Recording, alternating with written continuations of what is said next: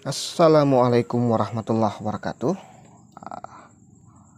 Apa kabar teman-teman? Kali ini kita akan melanjutkan pembahasan soal kita mengenai soal P3K kompetensi teknis 2021 ya.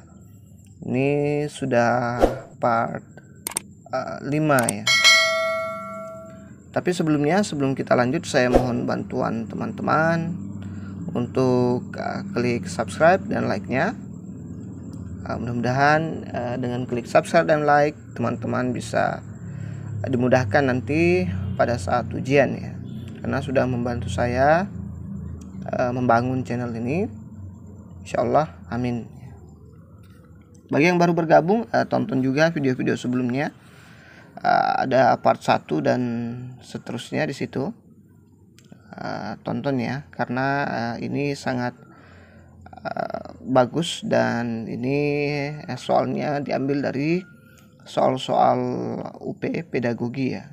Jadi dia umum pedagogi, soal-soal PPG ya. Jadi ini tidak akan jauh-jauh dari sini nanti pada saat ujian.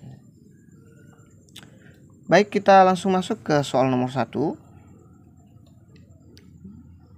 Berikut adalah alasan paling tepat guru perlu mengatur kelas pada saat pembelajaran berlangsung. A. Dapat memberikan kesempatan belajar yang sama pada semua peserta didik dengan kelainan fisik dan kemampuan belajar yang berbeda. B. Guru dapat memperhatikan potensi dan kekurangan peserta didik. C. Peserta didik mendapatkan kesempatan yang sama untuk berpartisipasi dalam pembelajaran. D. Agar tidak membuka peluang peserta didik merugikan peserta didik lainnya. E. Mencegah adanya perilaku menyimpang dari peserta didik selama proses pembelajaran. Ya, kalau ingin dijawab dulu silahkan di pause videonya. Nanti setelah Bapak Ibu jawab baru dilanjutkan lagi ya. Gitu caranya untuk jawab ya. Baik, kita masuk ke pembahasan. Ini dia.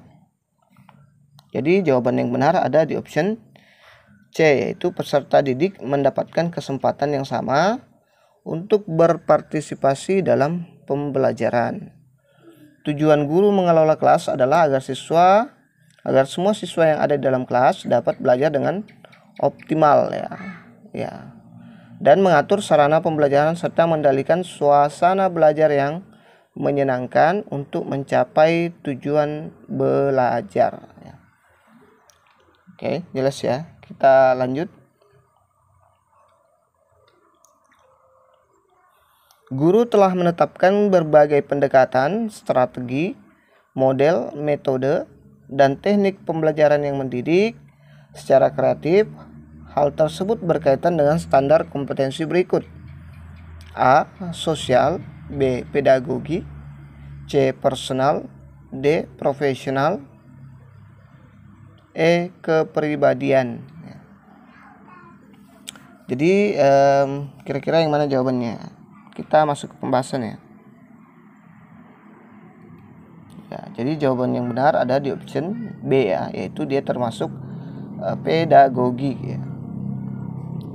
Ini dia, kompetensi pedagogi adalah kemampuan atau keterampilan guru yang bisa mengelola suatu proses pembelajaran atau interaksi belajar mengajar dengan peserta didik ya, termasuk di dalamnya strategi, model, metode, dan teknik pembelajaran ya, yang kreatif ya. Baik, kita next. Mengapa guru wajib merancang rencana pembelajaran? Mengapa guru wajib merancang rencana pembelajaran atau RPP? A. Agar peserta didik dapat mencapai kompetensi dasar atau KD yang ditentukan. B. Agar peserta didik dapat berpartisipasi secara maksimal dalam proses pembelajaran. C. Agar peserta didik tidak sampai mengganggu peserta didik lain pada saat proses pembelajaran berlangsung. D. Agar peserta didik termotivasi kemauan belajarnya.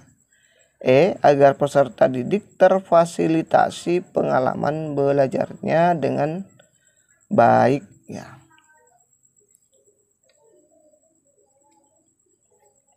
Oke, jadi jawabannya ada di option A, agar peserta didik dapat mencapai kompetensi dasar atau KD yang sudah ditentukan ya. Ini dia Permendiknas nomor 41 tahun 2007 tentang standar proses, dijelaskan bahwa RPP dijabarkan dari silabus untuk mengarahkan kegiatan belajar peserta didik dalam upaya mencapai KD. Setiap guru pada satuan pendidikan berkewajiban menyusun RPP secara lengkap dan sistematis agar pembelajaran berlangsung secara interaktif, inspiratif, menyenangkan, menantang, memotivasi peserta didik untuk berpartisipasi aktif, serta memberikan ruang yang cukup bagi prakarsa, kreativitas, dan kemandirian sesuai dengan bakat, minat, dan perkembangan fisik serta psikologis peserta didik. Jelas ya? Next. Elemen perubahan kurikulum 2013 terutama berkaitan dengan A. Standar kompetensi lulusan, standar proses, standar isi, dan standar pengelolaan. B. Standar kompetensi lulusan, standar isi, standar proses, dan standar penilaian. Kemudian C. Standar kompetensi lulusan, standar proses, standar penilaian, dan standar pembiayaan. D. Standar kompetensi lulusan, standar proses, standar pengelolaan, dan standar penilaian. Kemudian E. Struktur kurikulum, beban belajar, RPP, dan sistem penilaian. Ya, ini kalau dapat soal seperti ini, kalau tidak paham itu akan sedikit bingung ya. Yang mana jawaban yang benar, karena ini agak mirip-mirip ya jawabannya.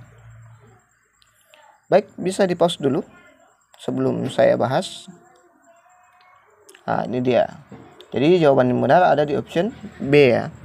Itu standar kompetensi lulusan, standar isi, standar proses, dan standar penilaian ya. Elemen-elemen perubahan kurikulum 2013 mencakup standar kompetensi lulusan atau SKL, standar isi (SI), standar proses, dan standar penilaian ya. Ini diambil dari tim 2014 ini materi pelatihan implementasi ke-13 tahun 2014 mata pelajaran matematika SMP MTS ya. Ini sumbernya.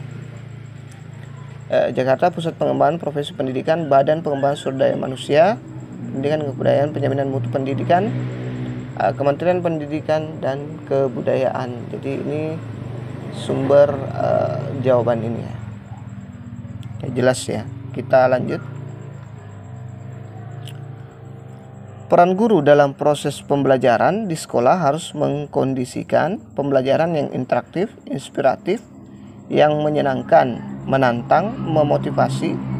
Peserta dituntut berpartisipasi aktif serta memberikan ruang yang cukup bagi prakarsa, kreativitas, dan kemandirian sesuai dengan bakat, minat, dan perkembangan fisik serta psikologis peserta didik.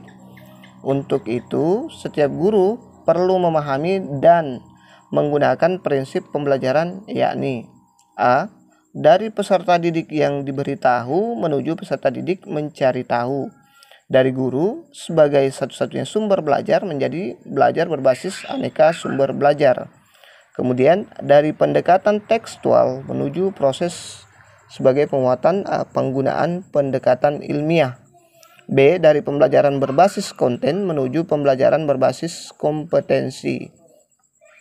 Dari pembelajaran parsial menuju pembelajaran terpadu. C. Dari pembelajaran yang menekankan jawaban tunggal menuju pembelajaran dengan jawaban yang kebenarannya multidimensi.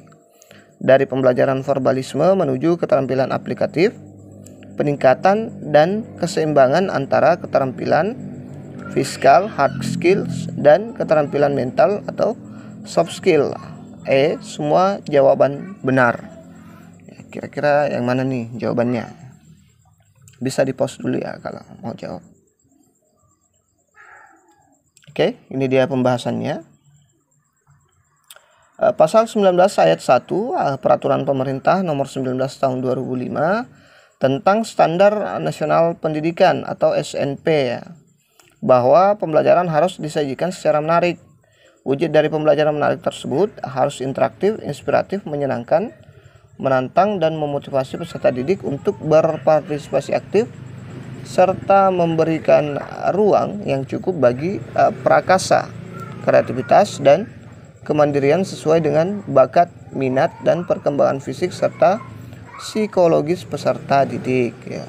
Kemudian Permendikbud nomor 22 tahun 2016 ada 14 prinsip pembelajaran dalam kurikulum 2013 berdasarkan karakteristik siswa dan teori belajar. Saya bacakan ya. Yang pertama, dari siswa diberitahu menuju siswa mencari tahu. 2, dari guru sebagai satu-satunya sumber belajar menjadi belajar berbasis aneka sumber.